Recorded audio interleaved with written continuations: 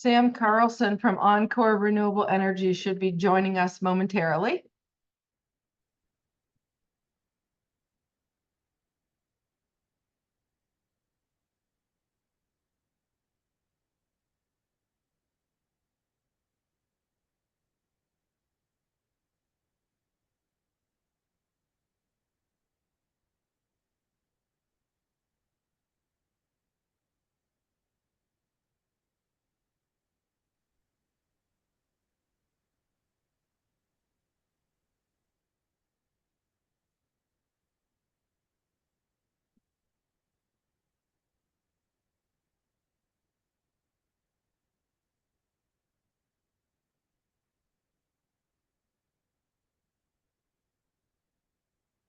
Four, five. Nice.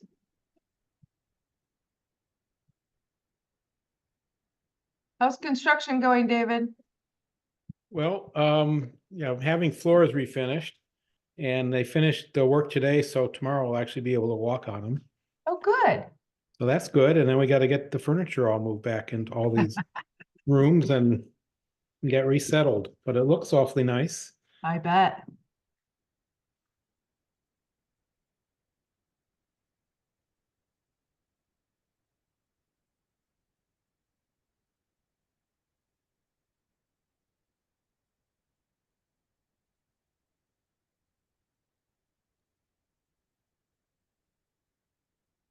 Janet, this is Sam Carlson from Encore Renewable. I'm just going to take my video off while you're going through opening stuff, and when it's my turn, then I will jump on, but no need Reappear. to be a Sounds distraction. great.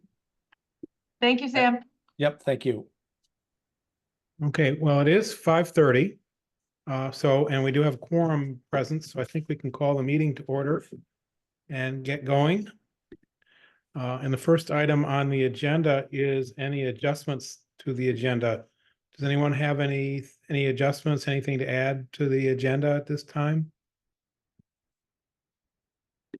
If not, then the next item is public comment. So this is an opportunity for anybody from the public who wishes to talk about something for the Planning Commission that's not on the agenda. Since I don't see any members of the public present, I don't think there's anything for that. Next up is approval of the minutes from the September 12th meeting. So you had those in your materials, and would be glad to entertain a motion to accept the minutes. I'll make a motion to accept. Okay, we have a motion from Wendy and we need a second. I'll second. Rosemary. Yeah, Rosemary seconds. And are there any corrections or adjustments to the minutes that anybody wanted to offer? If not, we can take a vote. So all in favor of adopting the minutes from September 12th, could say aye or raise your hand. Aye. Okay, so it looks like we have approved the minutes. And that gets us to old business. And there's nothing specific listed on the agenda, but maybe I could ask Janet if there's any updates from the things we discussed at the last meeting with the Regional Planning Commission and the Transportation Planning Grant. Sure, I can give a quick update. They've been revising the scope of work that it goes between Chittenden Regional Planning Commission and the City of Barre's work. So we're trying to nail that down, and I am still in the process of making sure that the ACCD grant can be applied to this one, and then it'll be full charge ahead. Okay, great. And is there any discussion about the Elm Street and all project and whether that can be rolled in? Say that again, I'm sorry. We had the project to do the study of Elm Street and all that stuff with that was not really underway, and we talked about whether that might be able to be rolled in to this, but weren't sure if that was a possibility. Has that been explored? That's so that's what I was talking about, is to make sure that ACCD will give us a waiver. Yep. I spoke with VHB yesterday, who was our choice, if you all recall. Okay. We never got them under contract, so they were perfectly happy to keep moving on as if they didn't have an upcoming project. Taylor Newton from Chittenden Regional Planning thinks that would be very simple for ACCD to say, yeah, switch gears and give it to these. The consultant's name is an acronym, TPUDC, to switch gears and give the grant to them. So they work on, as David said, our North Main to Summer Street plan plus the adjacent area we've outlined. So that appears to be relatively easy and underway. Okay, great. So now we get on to new business, which is Encore Renewable Energy, to present and discuss their proposed Allen Street Battery Energy Storage Project. So we can turn it over to you, and I think Sam. Yes. So I'd like to present Sam Carlson from Encore Renewable Energy. They represent the folks that own the property up off Allen Street, where the solar field is supposed to go. And they have a battery building project, so to speak, to talk about with you folks. I asked Sam why they would need to come in front of you, and it's to present any information about it, any questions that you folks may have, and review and discuss any conformity with the city plan. So with that, I would love to turn this over, and Sam, take it away. Welcome to Barre City's Planning Commissioners. Great. Thanks, Janet. And good evening to all of you. Thanks for the opportunity to present our Allen Street battery storage project. Just a little bit of context. Encore is a renewable energy company based in Burlington, Vermont. We've been around for about 10 years. We started out in the smaller scale sort of net metering business, but have moved into larger scale solar developments in Vermont, but also New England, and now actually at a national scale. At the same time, we've been engaged in discussions with Green Mountain Power about how to increase the resiliency and reliability of the electrical grid, particularly in light of the increased amount of solar generation that is being installed throughout the state of Vermont. Vermont actually has a situation in the summertime when the solar generation is greater than the load on Vermont's electrical grid. And so actually that means we're exporting solar generated electricity to other states. Well, Green Mountain Power doesn't want to export that energy for all the reasons of the renewable energy standard and things like that. Green Mountain Power wants to soak up that solar generation during the midday hours so that it is available then in the evening hours, which particularly in summertime is often now when peak electrical load is. And so we have about 8 of these battery energy storage projects going in around the state. So this is one of them. And I just wanted to give that larger context so you understood this is not just a one-off. This is part of a larger strategy with Green Mountain Power, and both sort of geographic as well as a concerted effort to increase the resiliency of the grid. So in your packet, you should have received a site plan that shows what this battery energy storage project would look like. It's quite small. It's just about 1/3 of an acre. There it is there. And Janet, you're a whiz at that thing. You're rotating it perfectly. So you can see where we are on Allen Street. The big white building, that's the new Barre Education Alternative School there on Allen Street with the barn in the back. The land to the west of there. This lot is owned by Encore, and it was originally purchased by Encore for the purposes of installing a solar array. That array has been fully permitted, and we hope to begin construction on that in January, weather permitting. And the idea is then to sort of slot this battery project in just beneath that solar array so that the battery can absorb any excess solar generation that that array or other solar arrays around the state are generating. And then during the peak hours, that battery would then release the energy back into the grid. What that does is ultimately for Green Mountain Power, it reduces their cost of buying electricity at peak hours. And when they can get this electricity from our battery, instead of paying much higher cost electricity coming from peaker plants in Massachusetts and Connecticut, that lowers their purchase price of electricity, which in turn is good for all of us ratepayers who purchase our electricity from Green Mountain Power, because that reduces the upward pressure on electricity rates because they're getting this solar generated electricity released at peak time. A battery project, without getting too technical, also offers advantages to the grid in terms of maintaining the voltage and the frequency of the grid very evenly. And it is also available in the case of power outages, at least on that electrical circuit. The battery project is then available to supply power in case the power went out on that circuit.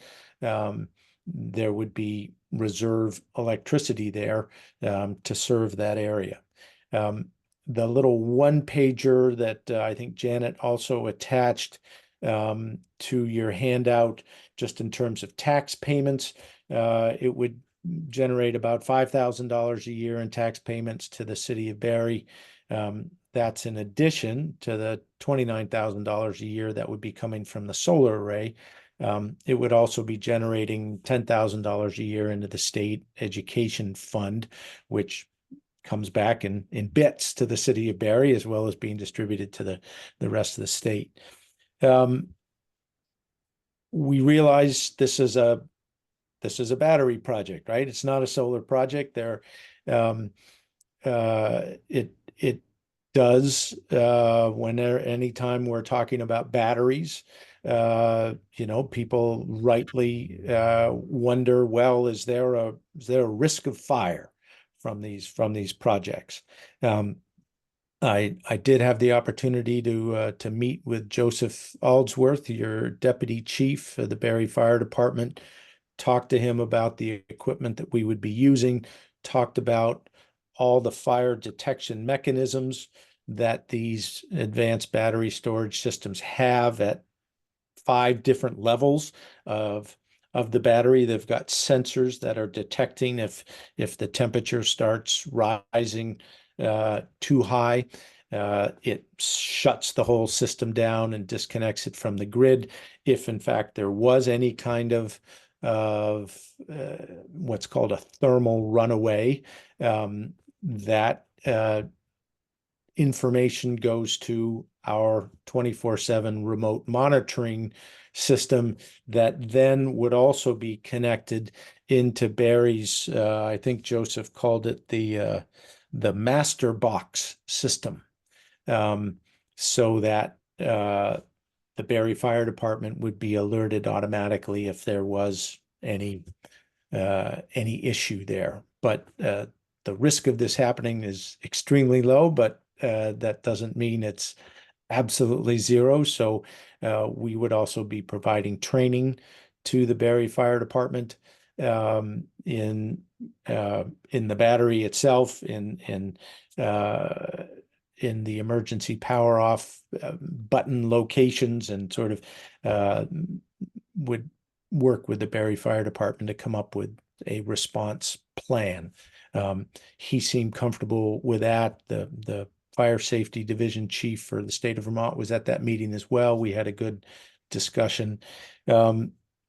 Lastly, I would say that just because we want to show our intention to be good neighbors to the city of Barre for the next 25 years, would like to make a donation to the city of $20,000. We're not quite sure where it should go and who should decide where it should go, whether that's you or the city council or so that's a discussion would like to have. We're not quite sure who our counterpart is on this in terms of deciding. Just for your information, for the school district, the I Love Cows project, we are going to be making a $10,000 contribution to the school that's right next to us. And we're talking with the Barre School District about that. We would hope to submit this project for permitting probably in January. And reckon it'll take about 6 months of the Public Utility Commission to go through the permitting process. And then we go through arranging the financing and ordering the equipment and getting things aligned with Green Mountain Power. And I guess would like to start construction at towards the end of 2025 or maybe early 2026. So that's kind of the spiel. I think in your packets, or in that 45-day notice, you also got some information about the batteries and about the transformer.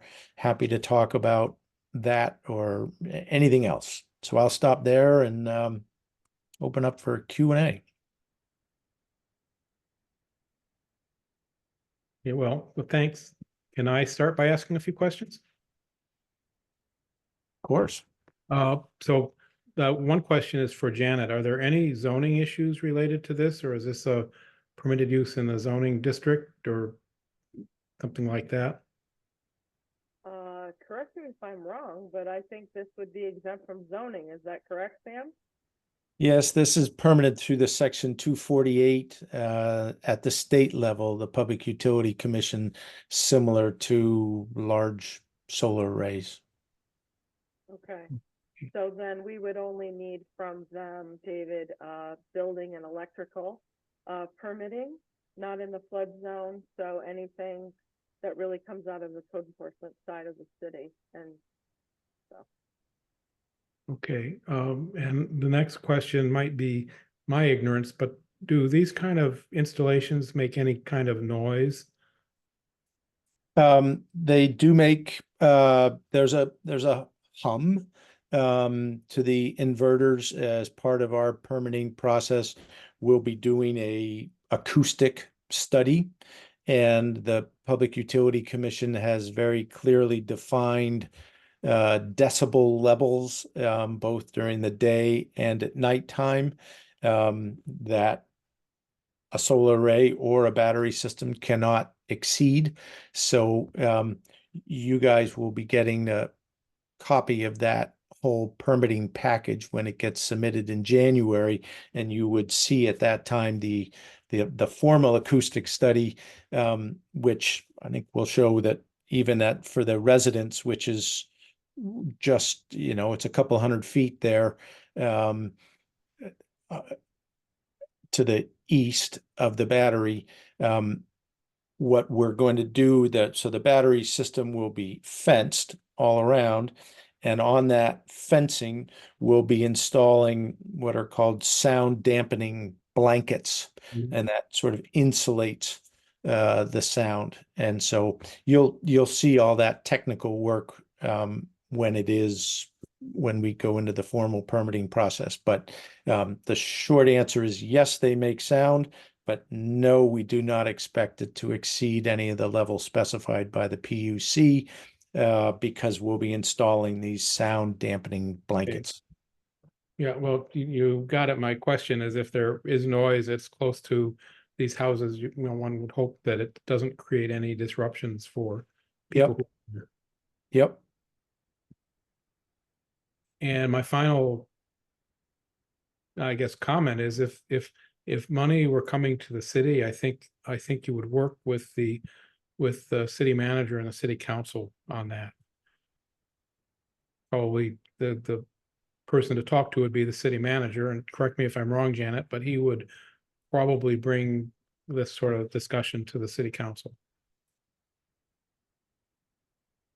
Yeah, more than likely, I don't know if there's a threshold for these kinds of things, but, more than likely it would come to city council, by Nicholas. Okay, that's great. I appreciate that steer. I have been in touch with Nicholas about doing a presentation about the project to the city council as well. Just we're trying to be transparent and want people to have information so they can respond to questions that may arise. And he's taken this information and said he was going to have a discussion with maybe with the mayor or with the council itself. So I'll follow up with Nicholas on that. Thank you. And are there any commissioners who have any questions? You can just jump in because of the map on the screen. I don't see other people. Maybe I can Okay, fix it on my view, but this is Rosemary, yeah. Rosemary, if I may. Is there ever, I don't know what happened to Sam, but anyway, is there ever any expense to the city? Like at the end of the 25 years? I don't know if you call it a maturity or time or whatever, but is there ever an expense to the city for Right. this? There should be no expense at all to the city, where we are obliged to have a decommissioning plan, a decommissioning budget, and a decommissioning letter of credit. That all has to be part of what we submit to the Public Utility Commission, so that if for any reason Encore did not fulfill its legal obligation to decommission this project and restore the land to its original condition, there would be funds in place for the state to do that. So there should be no cost to the city of Barre. Right. That's great. And just one other question. Have you've approached the surrounding landowners yet or not? Or Well, would you? yeah, so in your packet, you would have seen that what we call the 45-day notice. Yes. And at the end of that notice is the list of all the abutting landowners. Right. All of them have received this same package. Great. So they all have the information, and they all have both information about how to contact me if they have any questions, or how to make their concerns known to the Public Utility Commission. I have not been contacted by any landowner yet, but they all have the same information that you have received. Great. Thank you. And one last thing. Will there be a hearing? Or if you don't hear from the surrounding people, you make an assumption that it's all a go in their Correct. minds? Correct. Thank you.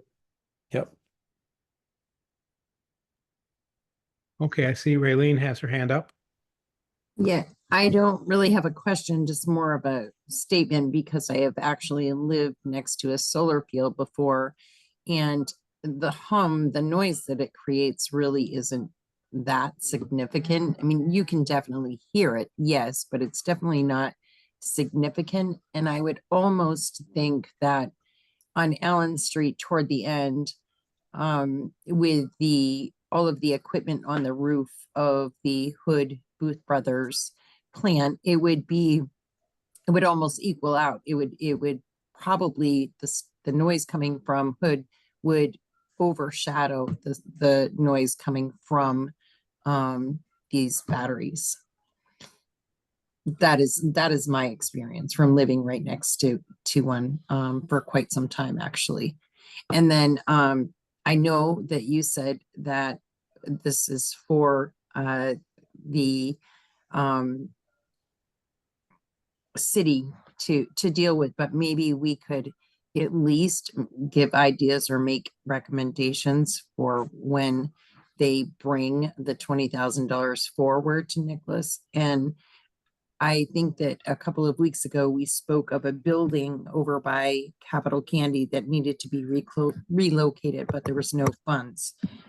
So maybe that is money that could aid in that happening, since it's a building that so many want to save.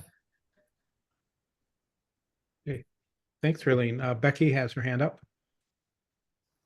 Thanks. Yeah, I just wanted to say that this is really exciting to see happening in our community. I work in clean energy policy, and this is exciting. This is the kind of thing that we talk about at work every day, and so I'm just thrilled that this is happening in my backyard, so to speak. Great. And Wendy, you had your hand up before. I didn't know if you had anything. Yeah, I had my hand up earlier, but Rosemary asked my question about what happens after the 25 years. Okay, great. And does anyone else have any questions or comments? And then I guess I would ask, oh, yeah, Janet. Yeah, just a couple of things. Sam, if clearly, because this is an Act 248 process, you have a hearing, and it's my understanding that the city can't oppose the project because of the mechanism by which this is approved. Who could stop this, or who could make your life miserable, so to speak, on something like this if it's not the municipality? Sure. So just to be clear, any of the city, the Regional Planning Commission, the Agency of Internet for Natural Resources, any landowner, anyone could choose to intervene in the Section 248 process.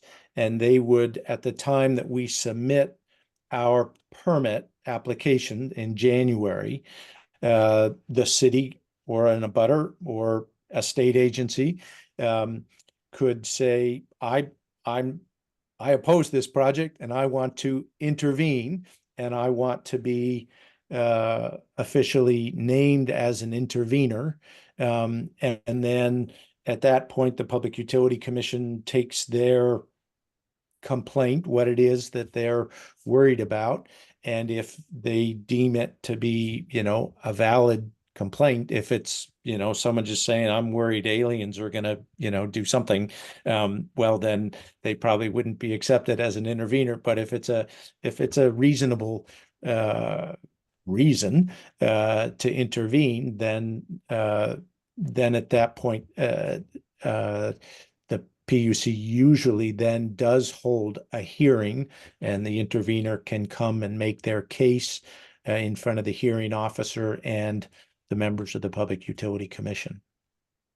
Great, thanks for clarifying that. I wonder if everybody understands the difference between, and if there is a difference, between I Love Cow Solar and Encore Renewable Energy. They're not necessarily interchangeable, correct?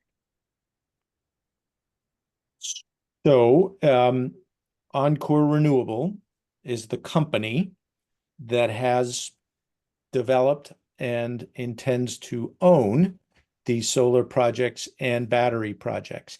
Each project is its own separate limited liability corporation, LLC, because each project gets its own financing from the banks, gets its own insurance from the insurance companies, gets its own permit from the Public Utility Commission, has its own letter of credit linked to the decommissioning.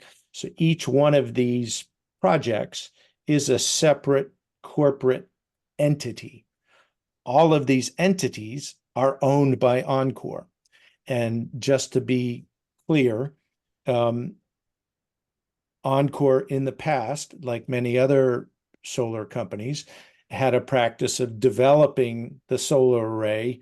Once it was permitted and built, they would then seek to sell that project to a larger renewable energy infrastructure company. And that money might be out of Wall Street, out of Boston, out of California. These are big investment companies that buy portfolios of solar projects, and because they see them kind of as a bond. Over 25 years, they produce electricity, they generate revenue, it's very predictable, and Encore would sell the project and then move on to the next. Encore now does not do that.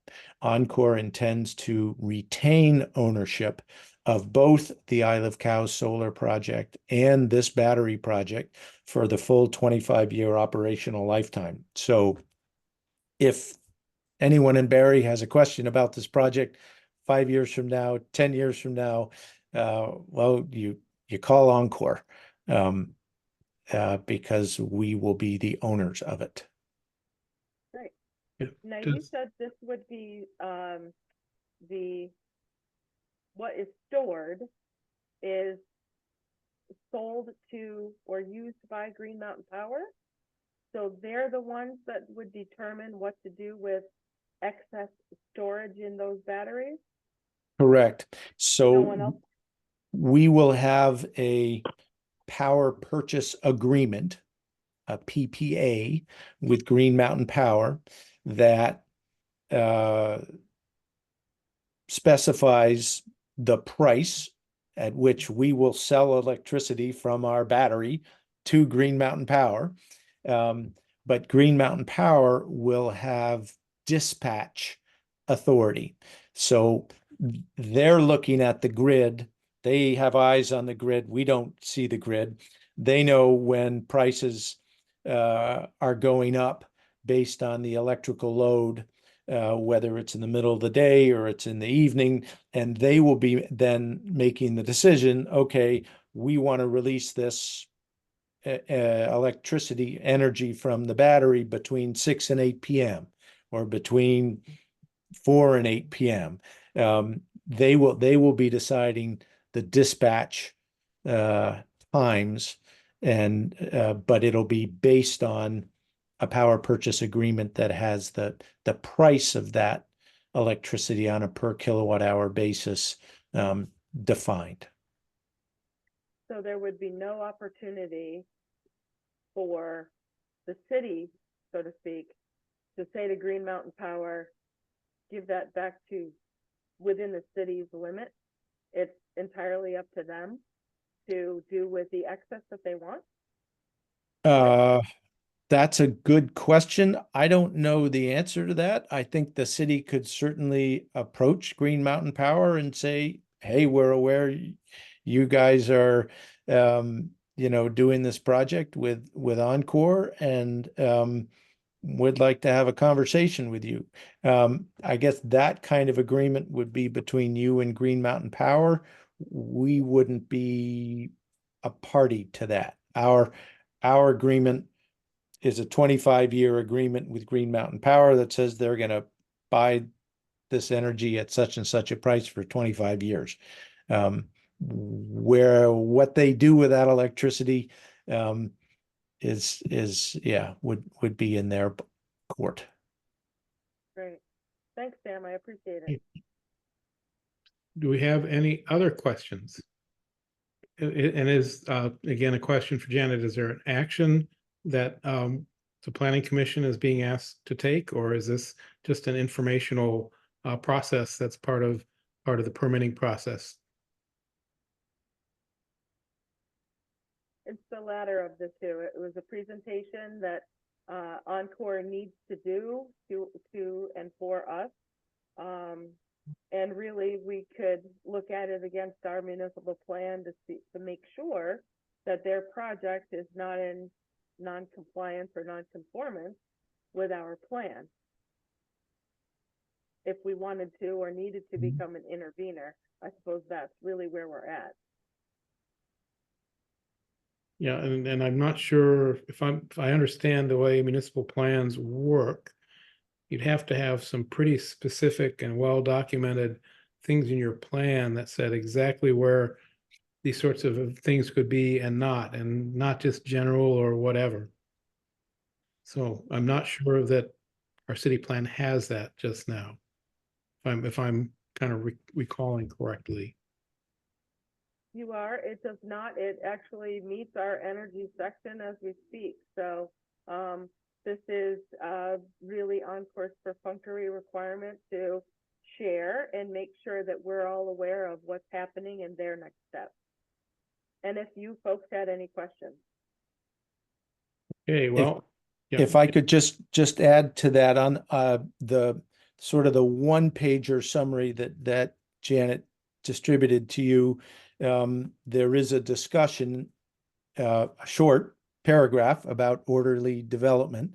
We've certainly looked at the city plan and looked at also the Central Vermont regional plan and looked at where there are specific limitations or conservation measures or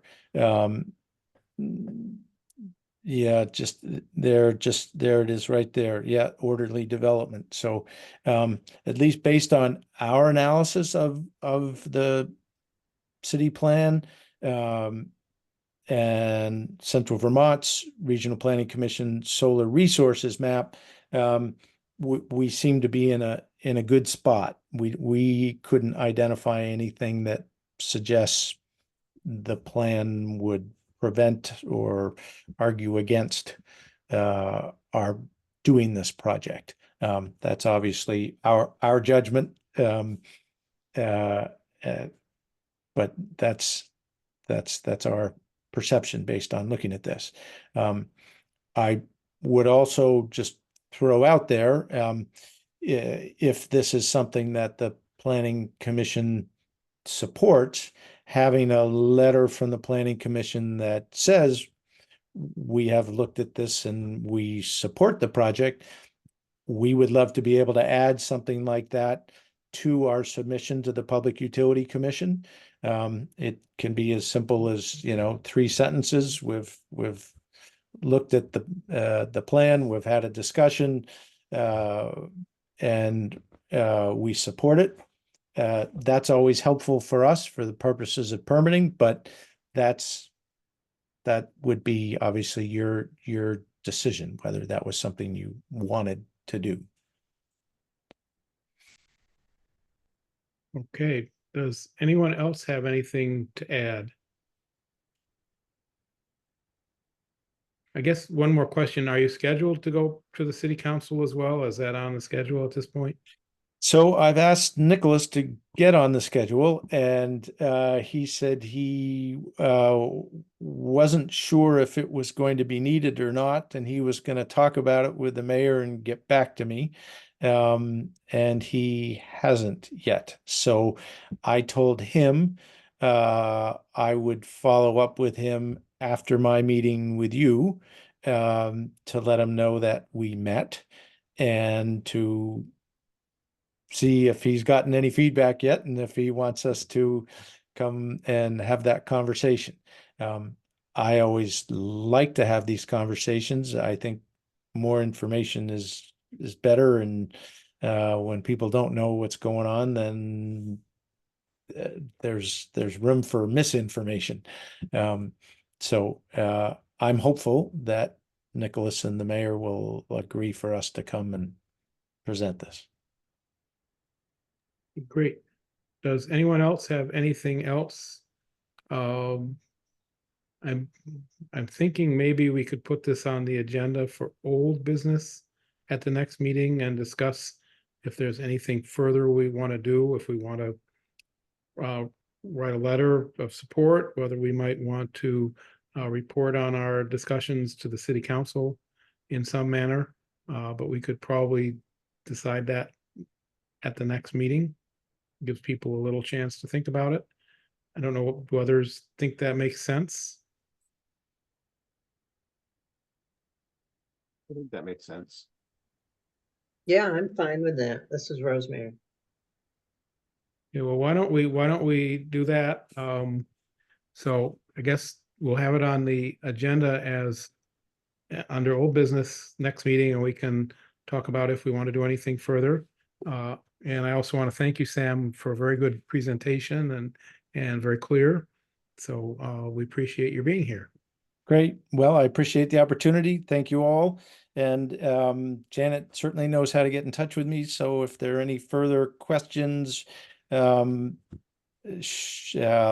questions are good questions. So, so please have Janet get in touch with me. I'll be happy to share whatever I know. Okay, great. Well, thanks again. Okay, thank you. Thank you. Okay, bye-bye. So for Planning Commission now, the next item under new business is to continue our review of the city plan. And you had in your packet the housing section of the plan. So I think that's what we wanted to go through. I hope everybody had a chance to take a look at it.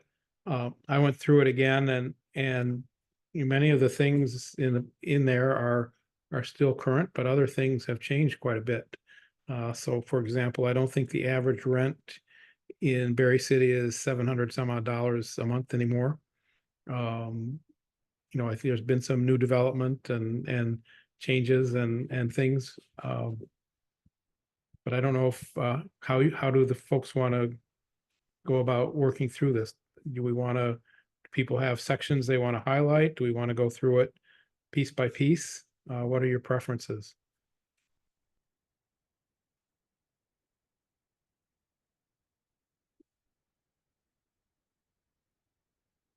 Well, if there aren't preferences, maybe we could talk about sections. So the first one is key points that we could chat about, and the items are the changing demographics, and obviously as plan gets updated, we'll have to update any information about the demographics and the home ownership percentages and home ownership versus rentals and so on. But I think the demographic sort of thing, one of the big things that I have always seen in it is that household sizes are getting smaller. And that means that it takes more dwelling units to house the same number of people as it did some time ago. That's sort of, and that's, you know, reflected in big old single family houses being converted to multifamily and so on. But I think that demographic kind of continues. So I don't know if anybody has any thoughts about changing demographics. The existing housing stock, you know, continues to be, Barre has very old housing stock. There's some very nice old houses, but there's also a lot of housing stock that could use some updating. And I've noted over the last, I don't know, last month or two, there have been some old houses that have come down that have been beyond probably rehab. And there's also properties on the market for less than $100,000 that would either need to be torn down and something new built on the site, or somebody would put hundreds of thousands of dollars into renovating. The next item was the downtown housing, and I think, you know, that was about, there's always been a desire to have some housing on upper floors of the downtown buildings that are not currently utilized or not very well utilized. And I think there has been some of that development that's been going on, and I think there's some going on now, but I also hear from talking to people that sometimes the cost of doing that, particularly because of the need for elevators and accessibility, can be very expensive and a bit of a challenge in some of these old structures. Affordable and special needs housing was the next key point, and that's speaking to a need for affordable housing and housing for special needs. We know a lot about that going on now about unhoused people and where can they live and what kind of services and needs do they have, because often these are people who have disabilities of one sort or another that might need special services. The next item is moderate and upper income housing. And this was something that when the commission talked about quite a bit when the plan was being developed. But the concern was if the only housing development that occurs in the city is subsidized housing for lower income people. That creates some imbalances in the community. And so the challenge is how can the city encourage a broader range of housing, especially when the cost of building new housing that's not doesn't receive some kind of government subsidy is more than the houses can sell for. So I think that continues to be a challenge, but that was something the commission talked about a good bit at the time the plan was done. Then we talked about housing quality and neighborhood stability. And that's actually something that in some ways the language there has changed the world's very different. So that talks about maintaining character of neighborhoods, which includes the idea that maybe if there's a neighborhood that's mostly single family, it should remain that way. And the state has, and the planning commission, the city has changed the zoning so that no longer really fits. Now those kind of the character of the neighborhood or the zoning would allow much greater density than many of these neighborhoods have, and that could be a challenge going forward. But that's an area of the plan that doesn't really, and an observation, it doesn't really fit the current perspective of zoning and housing development. So that's my quick review of the key points. I don't know if anybody wants to offer any thoughts or things that maybe as we get into redoing the plan should be delved into some more. Yes, Janet. Thank you, David. I just wanted to remind you all that at the beginning of the month, I update the assessment sheet of what was sold. And I wanted to show you guys. Let me see, which one is it? It's on the city website. And Janet? so, yeah. Sorry to interrupt, but you sound very quiet to me. I don't know if it's just me.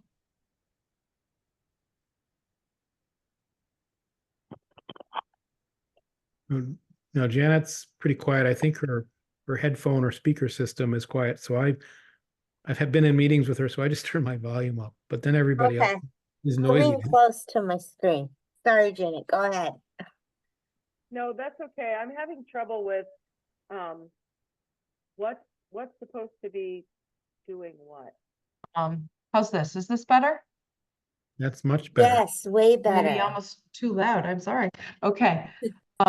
As a reminder, I update from the assessing side of my office every month the sales that occurred for the prior month. So what I have on the screen, and this is right on my department's website under assessment, you can see the sales. And as David was saying, some houses have come down and some are still right up there. Depending on the neighborhood, depending on the whether they were a cash sale or whatever, you can't really glean that from here. But I wanted to just point out that for September alone, it was all over the place, depending on the style of the house, whether it was single family or or multifamily. So this is a resource you can always go look at any time if you're wondering what's happening in the city. The other thing I wanted to point out was we do have a housing task force, and our housing task force liaison, they have a standing meeting next Wednesday. So they're focusing on that infill study that was presented to all of us. And if you ever want to go to that, they're independent of the city. But by all means, housing is one of the things that we talk about a lot. You could always attend that meeting as well. And if someone was interested in minutes or agendas, I can always share those. So I just wanted to remind you that there is a housing task force that came out of that VCRD All in visit. forbearing. Yeah, Yeah, the all in for Barre very plan. good. So And- housing, we still talk about it a lot. Yeah, so their meeting is next Wednesday, Wednesday. and it's at 6 PM, and they meet in person at the Church of the Good Shepherd, right downtown. Or I think that they have remote option as well. So if anybody's interested in that, certainly feel free to try to come or even be part of the housing task force. But the infill study is their main, is something they're going to spend some time looking at. The other thing I was going to mention, you know, you shared the sales. I, from time to time, look at the real estate listings. And I think there's more units, more things on the market now than there were 6 months ago. Is one observation. Another is that there seem to be more properties that stay on for a while, and that there's more that are dropping prices a little bit. But there's also properties that move very quick. And I think those are sort of the middle of the road, maybe 250 to 350, 400,000 sales. Those, if they're priced right, are gone in a very short period of time. But some of the lower priced ones where there's a lot of work needed, or some where people, quite frankly, are just overreaching on pricing, sit for a while, or the price has to come down. And 6 months ago or a year ago, that wasn't necessarily the case. So just for what it's worth, I'm sure Janet sees some of that as well. So any other thoughts about this section? Well, the downtown housing one jumps out at me because it's a chance for, or an opportunity for, additional units that wouldn't have existed otherwise. I know there were some challenges with it. But also I recall there were some federal grants going around for that purpose, and that may or may not still be the case when we get around to rewriting this. But something to think about, I think. Yeah, there's a variety of programs that run through Downstreet. And actually the city just allocated some of its ARPA funds to a revolving loan program that would help people, would give loans, low interest loans to people for home renovations, to bring them up to code or make them energy efficient and that sort of thing. So that's a fairly new thing that's happened, and that was actually something that was mentioned in this plan. But most of the new housing that's going into the city right now is money that's coming through federal and state grants, and is meant to be affordable housing. That's the Ward 5 school and the Bromer Street apartments. And there's other things. There's a new apartment complex going in not in Barre, but by the Berlin Mall. So there are things happening, but most of it's federal money. There's certainly not in Barre City, there's not much, if any, new construction of unsubsidized units. And again, when I look at real estate listings, there are some new places being built in Barre Town, some of them right near the city line, and the new construction, they're looking to get $450,000 for what I think is a pretty, again, personal opinion, run of the mill house. But that's what it costs to build those.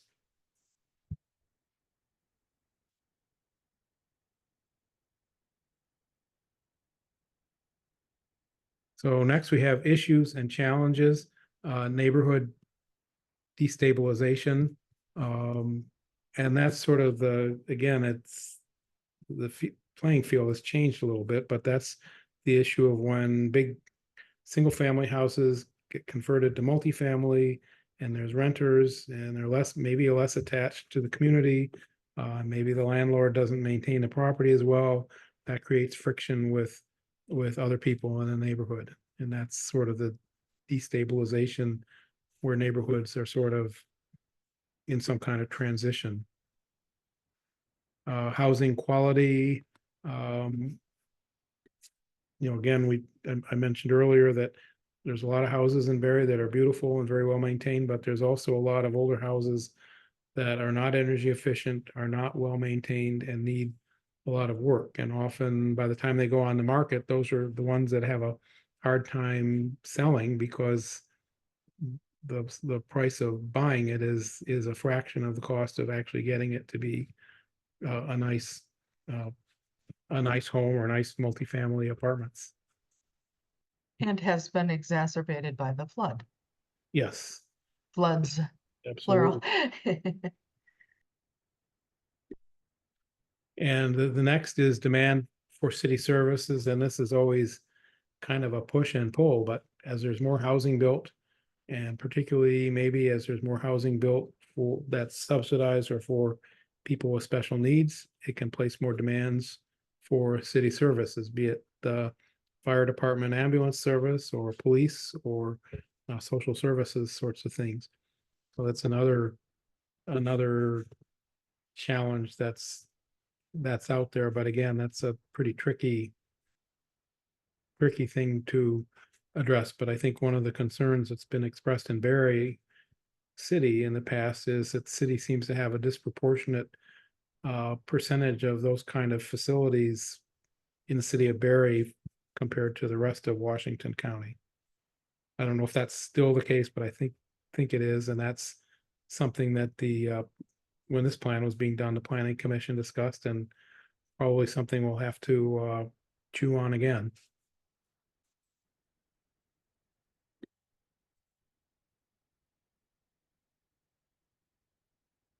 So strengths and opportunities. There are a number of organizations in the city like Down Street Housing and Barre Housing Authority and Capstone that provide support and affordable housing and subsidized housing kind of services and assistance to people who might want to be first-time homeowners and so on. So there are supports available in the community. Even though we talk about unaffordable housing compared to much of the rest of Washington County and the state of Vermont, Barre is very affordable. Even though we don't think it is, in comparison, it is. It's just that people's incomes aren't keeping up with what the prices of housing have become. The city also has a residential registration program, so multifamily units are periodically inspected. Janet might have more information about that. I think there's been some challenge in kind of keeping up with getting all the inspections done on the schedule that it needs to be. But that is something that's meant to try to help encourage landlords to maintain properties in a livable and meeting housing standards. Probably an area that could use a lot more discussion and work, but that's something that city has. I'm not real familiar with the tax stabilization program. I'm not sure if maybe Janet could speak to that. The city does tax stabilization for some commercial or apartment kind of things, but I don't know about smaller scale projects. Sure. So the city has a tax stabilization policy, which allows people who are looking to not only develop their residential property, but it's expanded to commercial properties. People's Health and Wellness over here on Church Street is the only one that currently has a stabilization agreement with the city. At one point, I think we had 8 of them. City Place had a stabilization agreement. The folks that own Blanchard Block had a stabilization agreement. And what that is a tool for a property owner to say, hey, look, I need to sink some funds into redevelopment or development of my property. Can you, the city, stabilize my taxes for a period of time, at which point, whatever the agreed upon time is, 5 years, 10 years, 7 years, whatever it is, at the end of that stabilization, they are paying the full tax rate. It's a great tool. the new owner over on Maple Avenue. Someone bought the apartment building in the old store. That person is looking into potentially coming to city council, asking for a stabilization agreement. So that's really what it is. It's a tool that benefits the development of a property that gives them tax break incentive over time to finish their development. So that could apply to, like, could a single family homeowner use that if they were going to, if they bought a house that was in need of a lot of rehab? And they said, well, I'm willing to put $100,000 into this. Can you stabilize the taxes for a while? Would that be something that could potentially qualify? I'm not sure about single family owner occupied, honestly. I know that the stabilization agreement was amended a couple years ago and was amended to allow for mixed use development. But I don't think single family falls into that category. I think it's anything multifamily, two and more. Yeah, okay.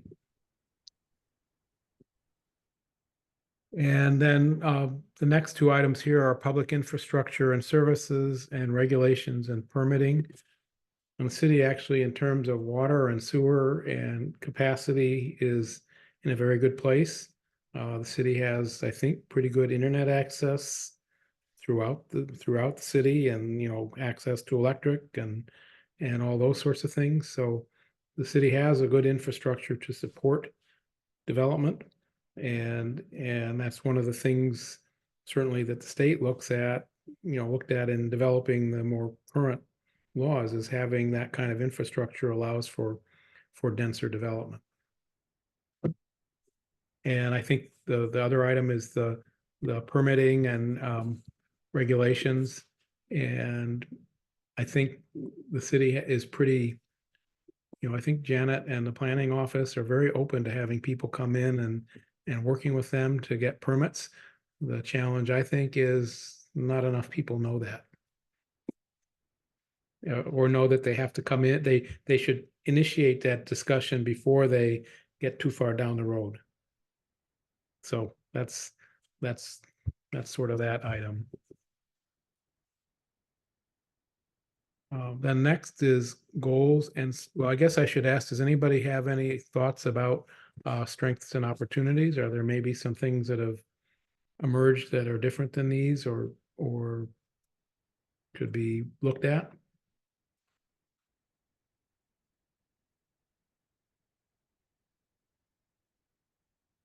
Okay, then let's go on to goals and strategies. So these are the items that were put in the plan as things that might be done.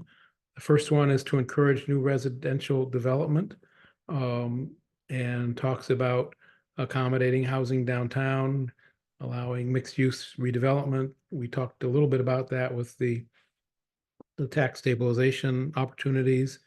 Continue allowing creation of accessory dwellings, and supporting down street housing. And just a few comments, we did redo the zoning regulation relating to accessory dwelling units to comply with the changes in the state statute. So that creates more possibilities there.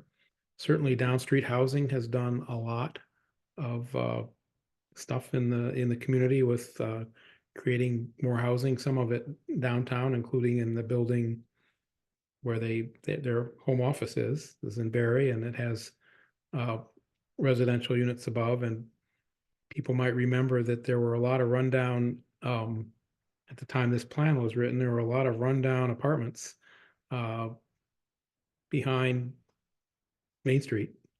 And a lot of those buildings have gone away, and down streets redeveloped and put new housing there. There was City Place displaced some things, but I think a lot of that got kind of accommodated in some of the other things that were added. And now we have something on Seminary Street, that this project that Down Street is working on in the city parking lot that could add more affordable units in the downtown area.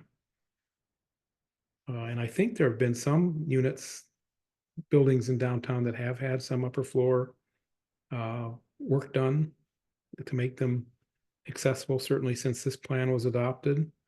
But there's a lot that could still be done. Does anybody have any thoughts about that, encouraging new housing? There's a lot of irons in the fire now also with other potential things, but we'll have to see how they all play. The second goal and strategy was for the city to promote investment in new residential construction and in the maintenance and rehabilitation of housing stock.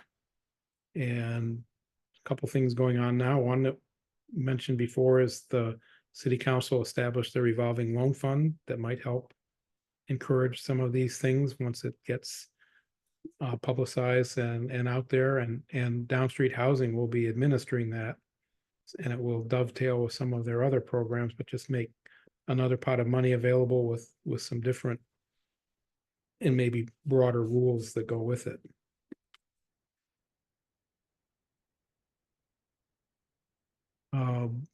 Next item there was the city to stabilize and protect and enhance the character of residential neighborhoods and the quality of life they provide residents. And, that's one where the perspective on things is a little different than what's discussed in this plan, because now more density is and infill is being desired, and sometimes that's not things, it's things that everybody's in favor of as long as it's not next door to them.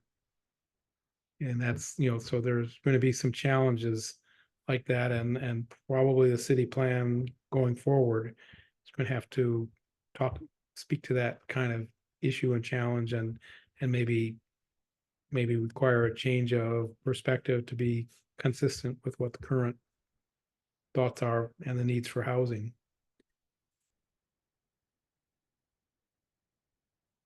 And then for the city to have a more balanced and diverse housing stock, remaining a place where people can afford to buy or rent a home. One of Barre's challenges has always been the percentage of residents that are in owner-occupied housing is very low compared to the rest of the state or the county. And I think there's always been a desire to try to create opportunities for people to own homes, because they can be more attached to the community in many ways, and pride of ownership and maintaining and all can be good things. But that's a piece of the plan, and it continues to be a big challenge.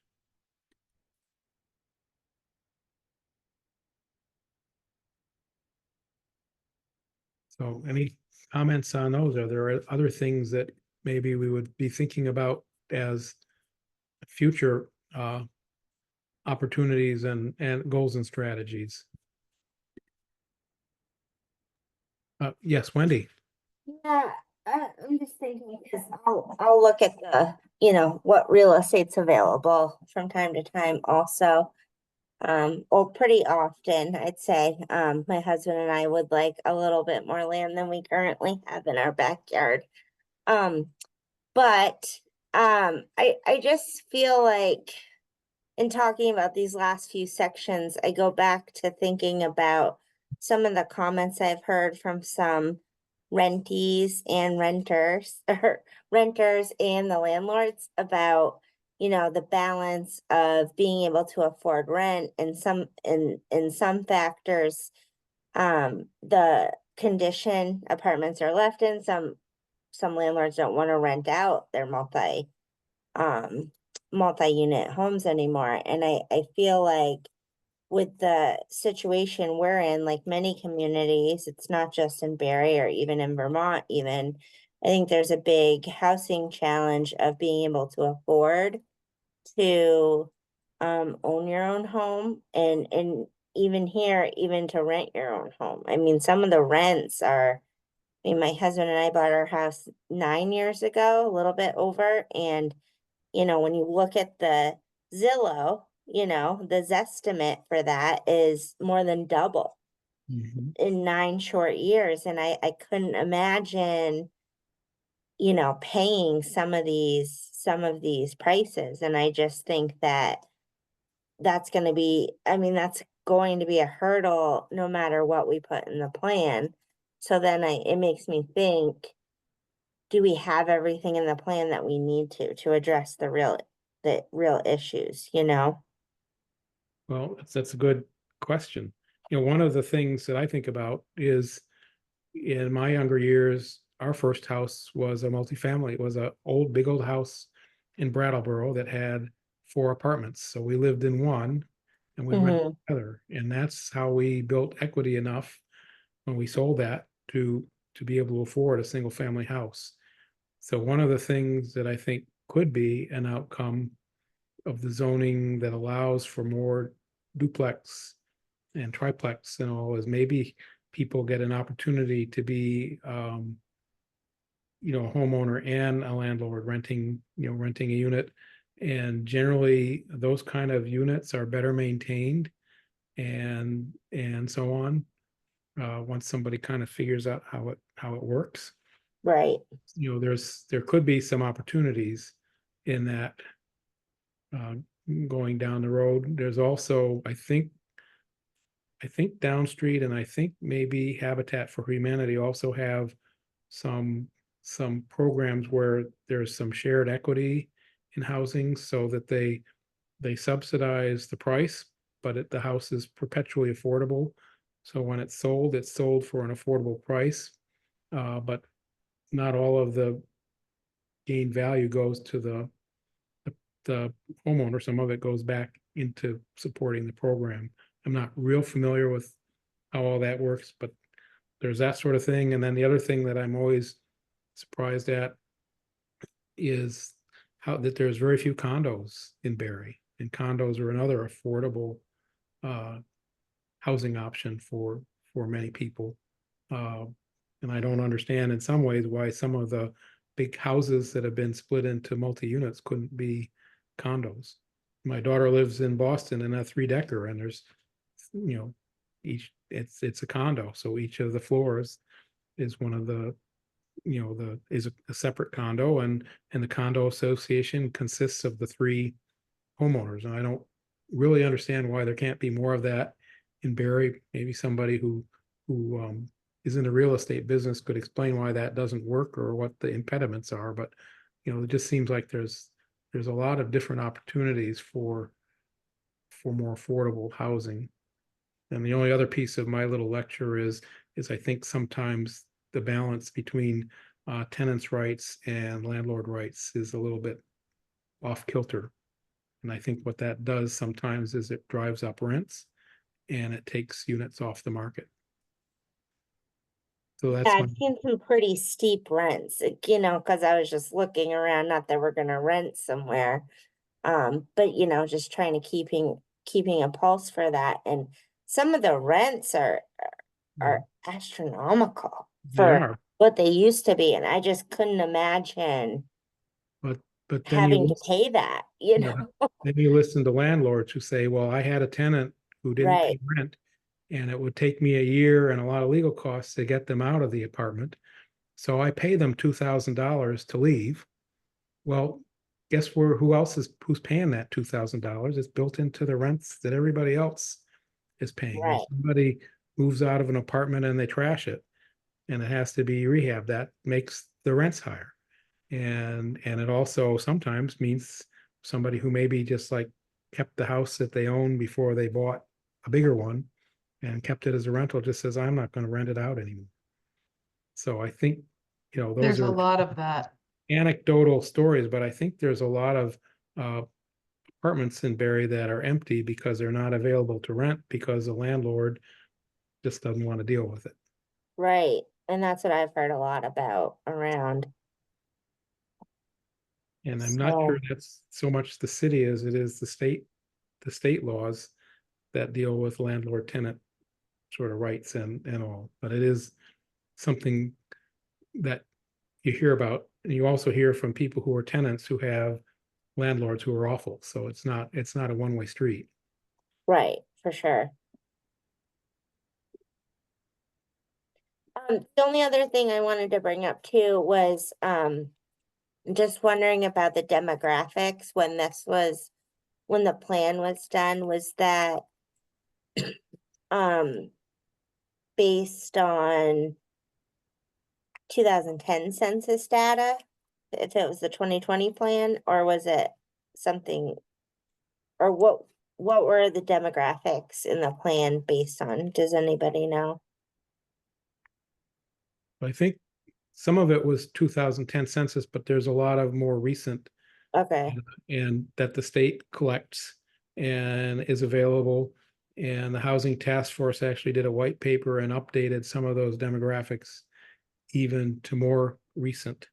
And that would be something that could be sent out to commissioners if they're interested in seeing it. It's by now a couple years old, but it sort of updates some of these sorts of things. So I don't know if that's something that commissioners would like to get and take a look at that addresses housing more specifically. yeah, I was just thinking that might be interesting to see too, because, I feel like a lot of things have changed since COVID, and I think that, you know, I always hear the younger generation has different wants about wanting to buy a home, or we're also one of the oldest states in Vermont, so I think that accessibility units you were talking about, David, I think that's a great idea. If we were able to expand that, or encourage more of those, because I think that that would be becoming a big need, or a bigger need, as parents age, for example. Well, there's also a lot of baby boomers, and I will include myself, who live in a house where we raised a family that has 4 bedrooms, but now there's just 2 people living in that house. And, that's not probably in many ways the highest and best use for that kind of a house when a family with kids could live in it. So that's a challenge, that Vermont has maybe more than some because of the average age of folks. So What I find interesting, as you point out, Wendy, is we have these tools available to us, like the Vermont VHFA fact sheet, and what they do is they dissect census data. And in some instances, I sit here and I've looked at it going, how did they come up with that? I mean, I could provide a real number, right? But there are people that literally tear that apart, and they find out, what is the median rent? I wouldn't begin to know how to get that information, right? But those things are out there, based on the 2010 census. So, now it would be 2020 census. It would be right, updated since the plan was done. Right. But every year for the housing, for the subsidized housing rents, HUD sets a rental rate for different size units that's based on some averages in the area. So they gather a lot of that data, and that actually what sometimes drives what rents can be charged. Yeah. So there is a lot of I see that we need more of a need, as we talk about housing, is not necessarily retirement villages, but places where, as David said, baby boomers might not want to be in a big house anymore. They might want to be in a patio home somewhere. We certainly have plenty of green space, privately owned, but you just could come up with these kind of housing developments. And I'm in full agreement with David about promoting things like that. All we can do is promote it. So hopefully when someone thinks they want to do something different with their property, we've at least said that this is a viable, good reason to do something with your property.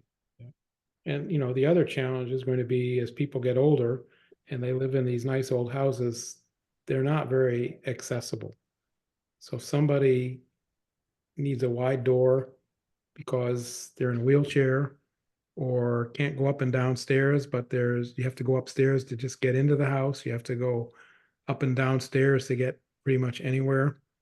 You know, your kitchen counters aren't the right height, and then the door handles all need to be changed. You need to redo your bathroom and put grab bars up and walk-in showers. And there's a million things people would need to do that are very expensive if they really wanted their house to be accessible, should they become disabled in some way, or they're going to be living in one room in the house and not have access to the rest of it. So there's a lot of challenges for people who are aging to think about, and they don't always think about it until it's on them. That's a really good point too. And I think, Janet, to what you were saying about not retirement villages, but something, you know, like that. I think of, you know, the complex or the area in Graniteville, you know, by Rock of Ages. Kind of like that. Like I could definitely see, I mean, if we could encourage those areas to be built, then, you know, that could increase our stock in available houses at least, potentially, and be beneficial for seniors. There's also home share programs. There's a home share program, but I don't know that's that widely used in Barre. But it's I don't know. a statewide program, but they operate in Barre amongst many other places. So, is there anything else about the goals and strategies?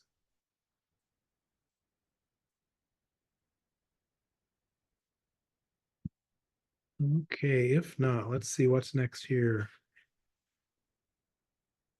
The next steps, there's undertake a study to document the occupancy of downtown buildings and recommend strategies to encourage use of upper floors. I don't know that anything's happened with that. Are you aware of anything that's been done, Janet, as far as getting a better catalog of what the upper stories have? I am not. I thought that this summer Barre Area Development Director had an intern, and I think they were working on some type of at least inventory in the downtown. I don't know how far they got, and I don't know if that was part of the intern's work. I think it was inventory of commercial properties, Okay, so okay. not residential. So this has not been done then. And this is something that we can always do at some point. Yep.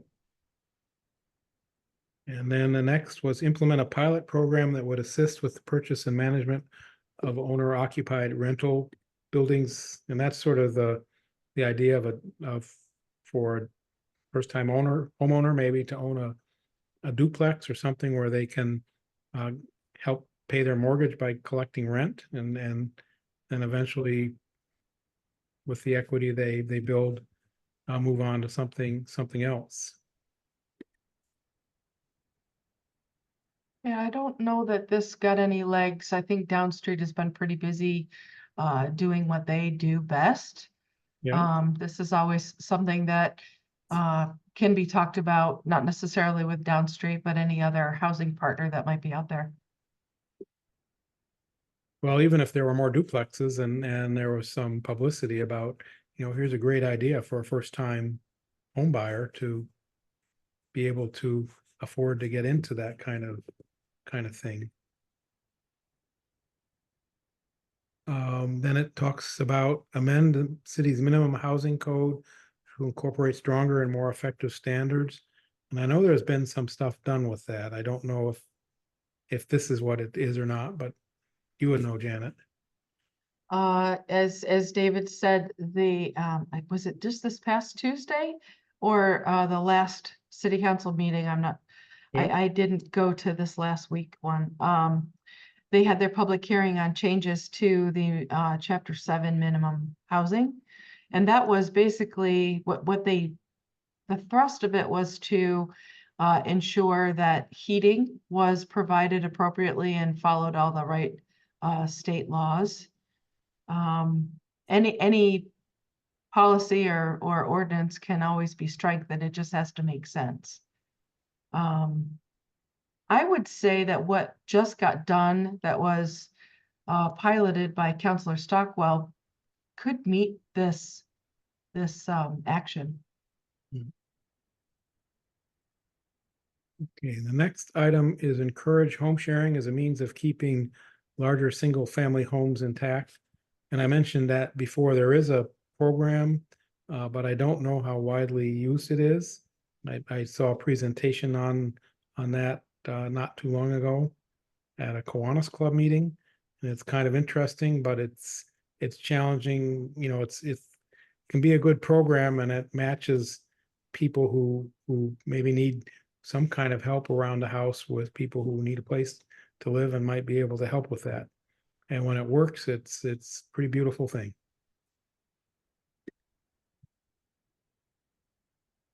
Next was considering implementing a housing preservation loan program to help with repairs needed to homes in Barre. And that, I would actually say, has been addressed to a great degree by the revolving loan fund that the city just set up. That's just in the starting phases. I would mirror that.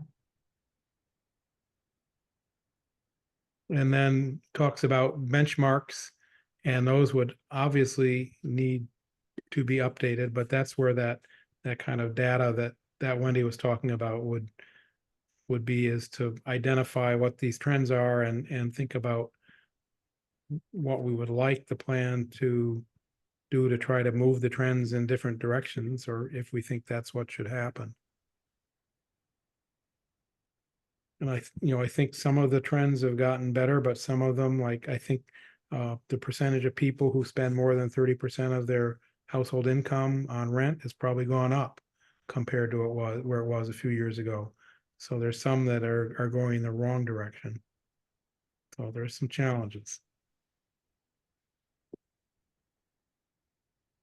I think that gets us through the housing section of the plan. So I don't know if anybody has any more things they want to bring up about it. But that's certainly a good overview. And I will, Janet, I can send you, if you don't have it, the Housing Task Force white paper that could be shared with the Planning Commission. Do you have that, or would you like me to send it to you?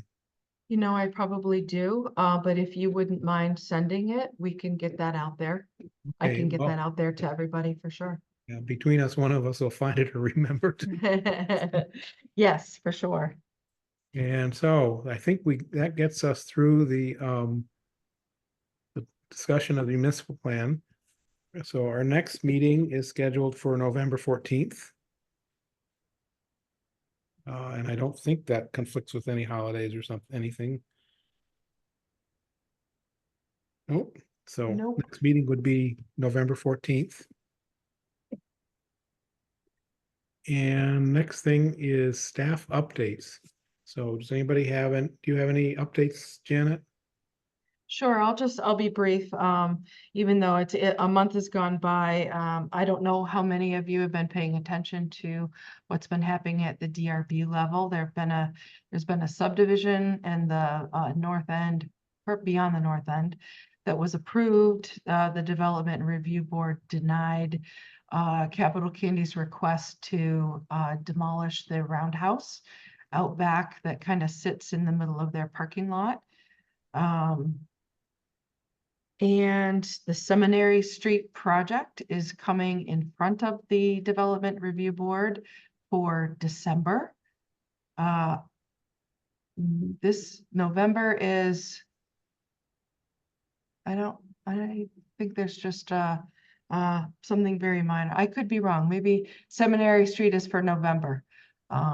So I think that's going to be a very interesting hearing and meeting. There is a lot of opposition now to the seminary project.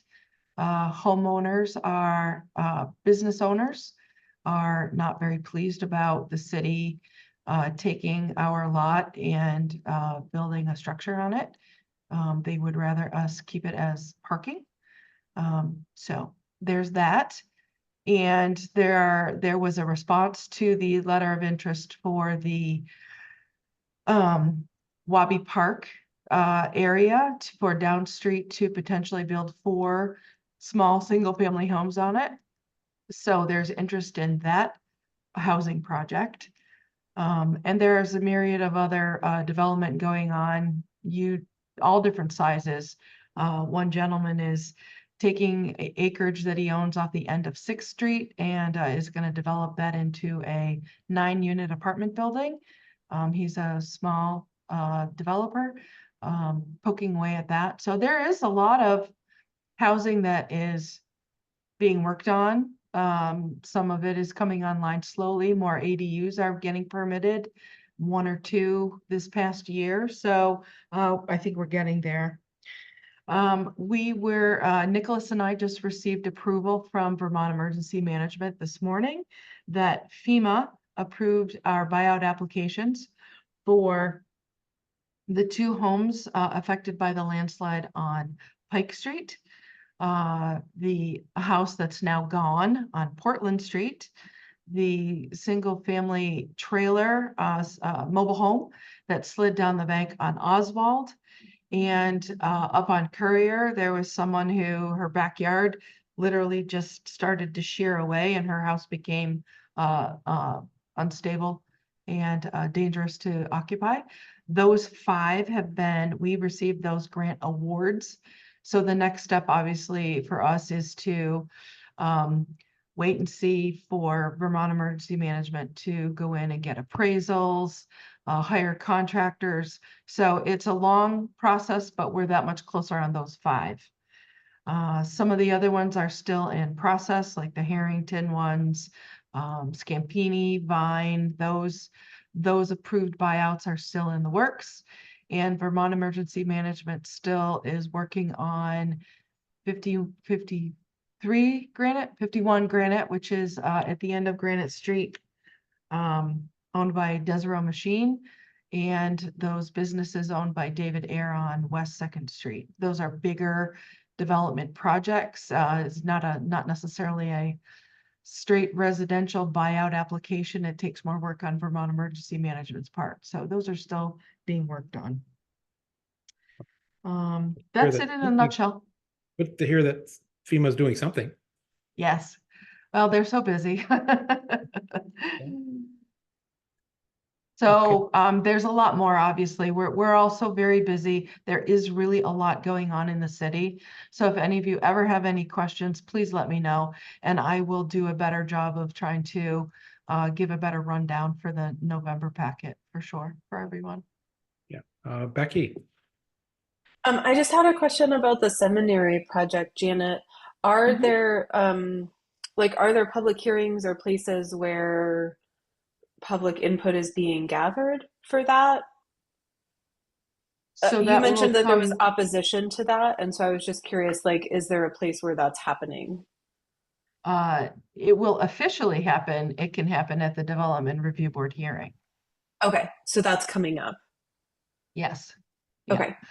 Michelle is working on the packet now, and I can let you all know when that is, if that's November or December, because like I said, the Capital Candy request to demolish the roundhouse garnered a lot of attention because it's a historical structure.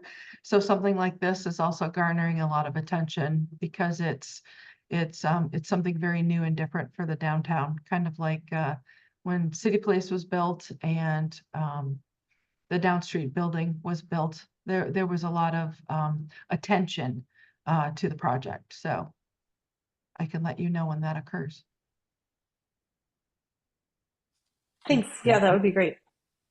And certainly Raylene mentioned the Capital Candy barn, and possibly the city could help move that someplace to preserve that structure. So that would be a good thing for the city council to chew on, I guess. Oh, the other thing I just wanted to let you folks know, I don't know that how well you all see public notifications, the city was awarded $900,000 in elevation funds. And what that translates to is no single property to be elevated can exceed $300,000. So for round numbers, 3, maybe 4 residential properties can be elevated.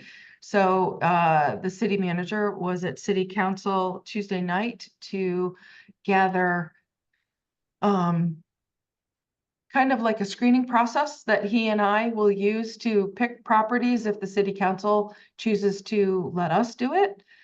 So we're in that infant stages as to what will be the screening process to determine who qualifies for an elevation.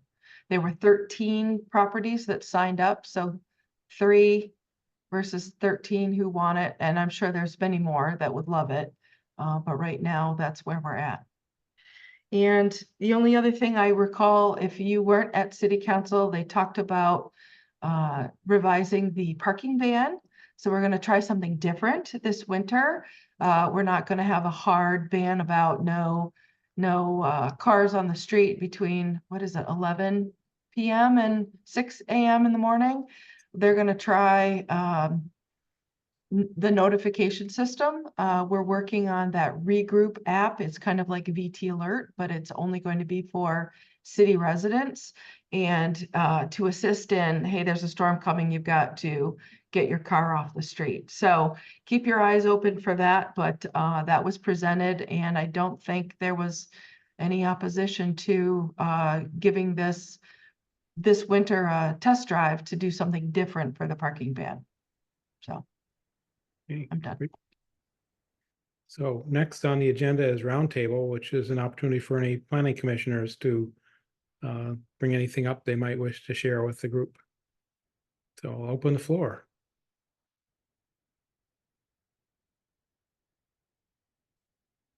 It doesn't look like we have any hands raised. So the next item on the agenda is adjournment. So would accept a motion to adjourn the meeting. I'll make the motion.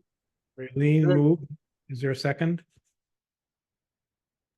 I'll I'll second. second. Okay. Wendy and Rosemary duking it out for this. There we go. Go Do ahead, it, sure. Rosemary. Okay, and all in favor, say aye or raise your hand. Aye. Aye. Okay, so we are adjourned. Thank you, everyone. Thanks, Good everyone. night. Thanks, Thanks. everyone. Bye-bye. See ya. Bye-bye.